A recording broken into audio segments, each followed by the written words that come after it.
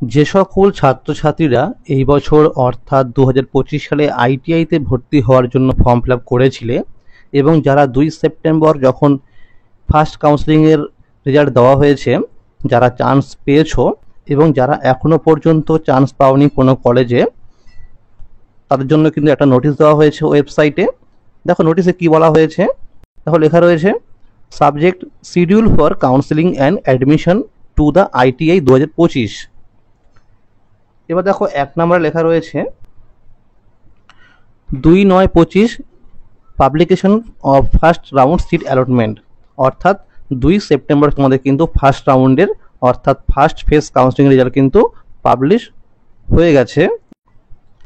এরপর দেখো লেখা রয়েছে 2 নম্বরে 2/9/25 থেকে 5/9/25, অর্থাৎ তোমাদের কিন্তু যারা চান্স পাবে ফার্স্ট কাউন্সেলিংয়ে অর্থাৎ 2 সেপ্টেম্বর যে রেজাল্ট দেওয়া হয়েছে, তাদের কিন্তু 2 সেপ্টেম্বর থেকে 5ই সেপ্টেম্বরের মধ্যে অ্যাডমিশন নিতে হবে, অর্থাৎ পেমেন্ট করতে হবে এবং কলেজে গিয়ে ডকুমেন্টসগুলোকে ভেরিফিকেশন করাতে হবে।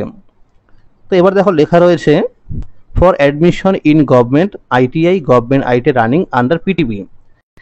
এরপর দেখো স্টেপ 1 লেখা রয়েছে candidates have to pay requisite admission fee, registration fee, caution money and 6 month tuition fee as applicable through online GRIPS portal. তোমাদের কিন্তু এই GRIPS পোর্টালে গিয়ে তোমাদের অনলাইনে পেমেন্ট করতে হবে। তারপরে যখন তোমরা পেমেন্ট করবে সেখান থেকে একটা তোমার দেওয়া হবে কিন্তু পেমেন্ট রিসিপ্ট। স্টেপ 2তে বলা হয়েছে candidates have two upload the receipt to the WBSCBT portal through his her log in, অর্থাৎ তোমরা যখন গ্রিপস পোর্টাল থেকে অনলাইনে পেমেন্ট করবে তারপরে কিন্তু সেই পেমেন্ট রিসিপ্টটা নিয়ে তোমাদের কিন্তু আসতে হবে WBSCBT ওয়েবসাইটে। এখানে এসে তোমাদের কিন্তু লগ ইন করতে হবে মোবাইল নাম্বার এবং পাসওয়ার্ড দিয়ে। লগ ইন করার পরে তোমাদের সেই রিসিপ্ট কপির যে PDF ফাইল সেটা কিন্তু আপলোড করতে হবে। এরপর দেখো লেখা রয়েছে স্টেপ 3তে after that candidates have to physically visit any of the nearest government PTP ITI government polytechnic with all of his documents including payment receipt for verification. After physical verification, institute will approve his her admission on the portal and subsequently the candidates will be admitted.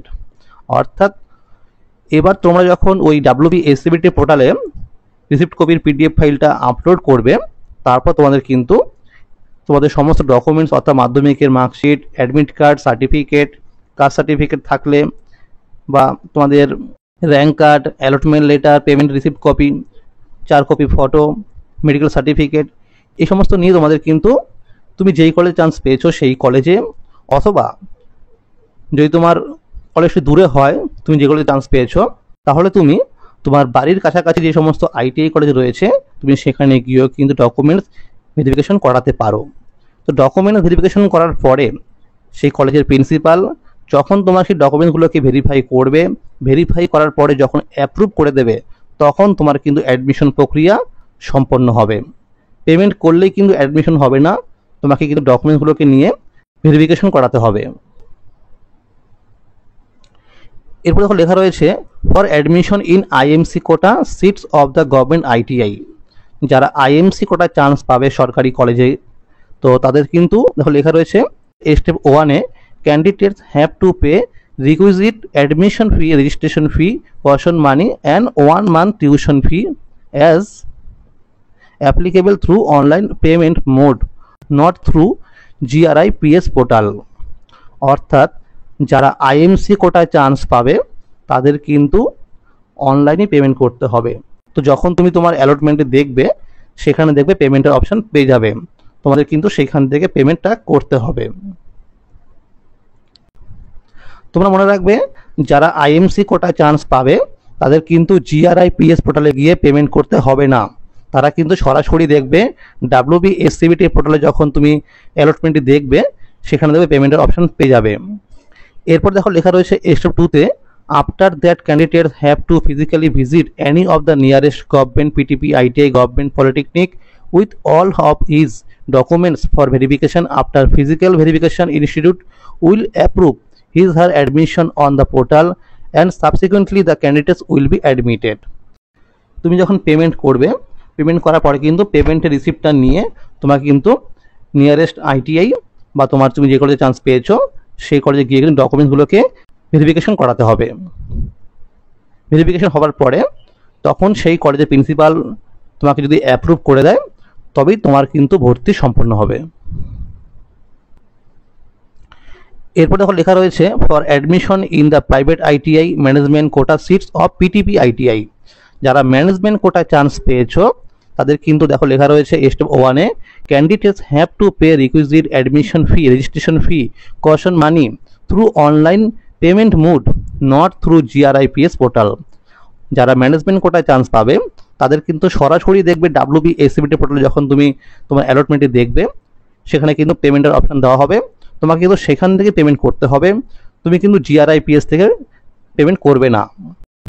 এরপর দেখো লেখা রয়েছে step 2-তে candidates has to physically visit along with all documents at the ITI where is her seats was allotted and has to pay 1 month tuition fee as applicable to the concerned institute and get admitted. The admission process will be completed once the candidates will deposit requisite fees at the ITI in physically. যারা management করে chance পাবে তাদেরও কিন্তু ডকুমেন্টসগুলোকে নিয়ে এবং পেমেন্টের receipt copy নিয়ে যেতে হবে কলেজে, নিয়ারেস্ট কলেজে বা যে কলেজে চান্স পেয়েছে সেই কলেজে গিয়ে ডকুমেন্টগুলোকে ভেরিফিকেশন করাতে হবে।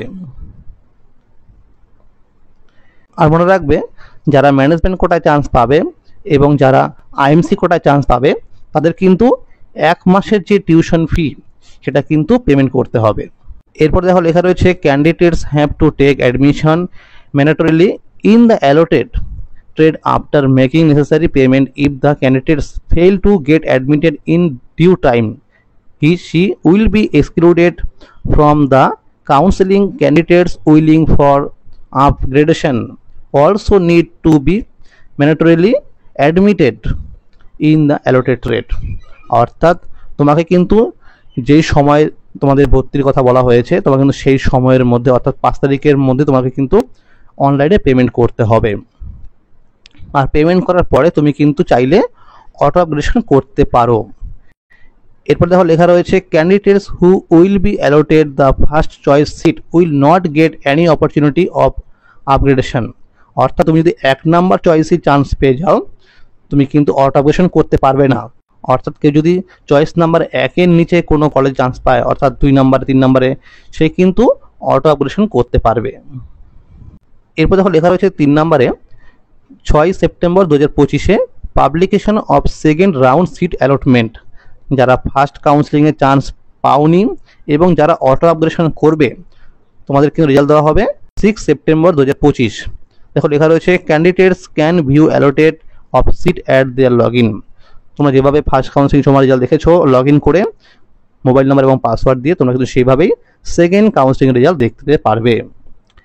এরপর দেখো লেখা রয়েছে 4 নম্বরে 6 সেপ্টেম্বর 2025 থেকে 9 সেপ্টেম্বর 2025 যারা সেকেন্ড কাউন্সিলিংয়ে চান্স পাবে তারা কিন্তু 6 সেপ্টেম্বর থেকে 9 সেপ্টেম্বরের মধ্যে ভর্তি হতে হবে। এরপর দেখো লেখা রয়েছে 5 নম্বরে 10 সেপ্টেম্বর 2025 ভ্যাকেন্সি ডিক্লারেশন।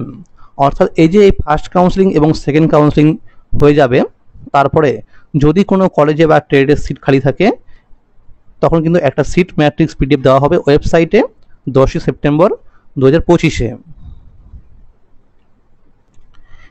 এরপর দেখো লেখা রয়েছে 6 নম্বরে 10 সেপ্টেম্বর থেকে 12 সেপ্টেম্বর তোমাদের কিন্তু second phase online choice filling করতে হবে।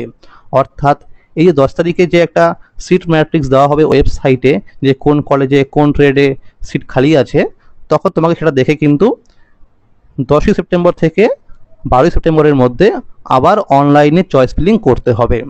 অর্থাৎ নতুন করে আবার চয়েস ফিলিং করতে হবে।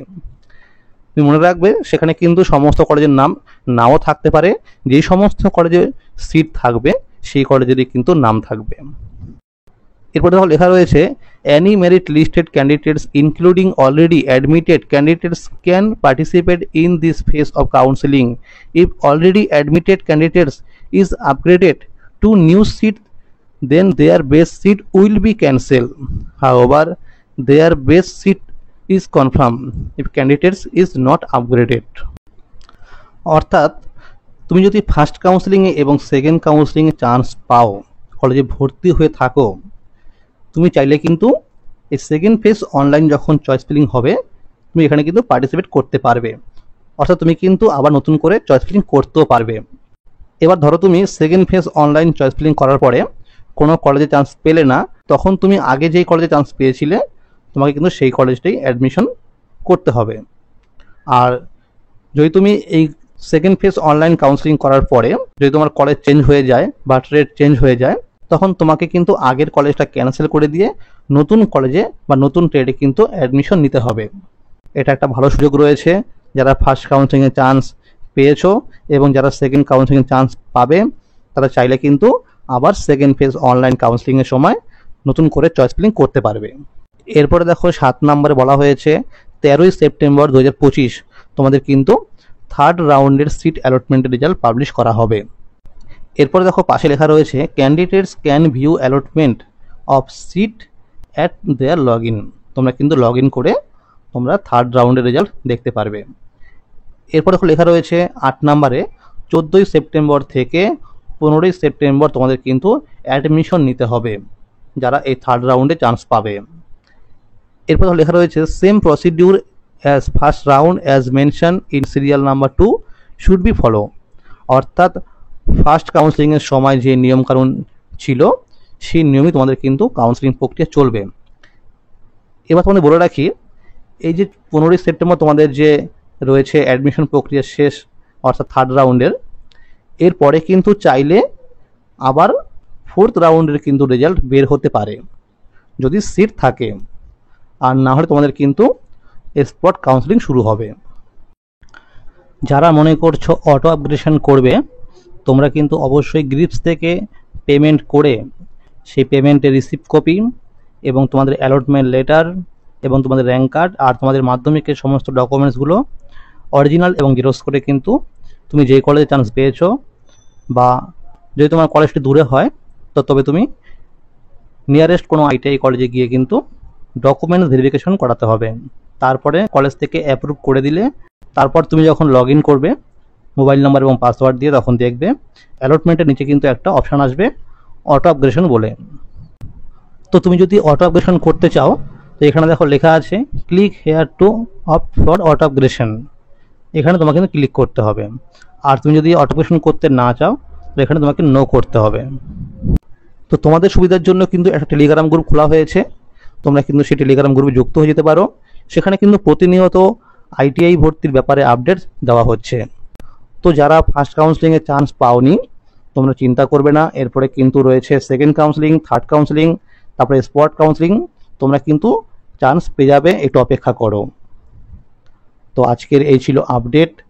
এইরকম আরও নতুন নতুন আপডেট পাওয়ার জন্য চ্যানেলটিকে সাবস্ক্রাইব করে রাখো এবং সকলের কাছে একটু শেয়ার করে দিও যাতে সবাই এই আপডেটটি পেয়ে যায়।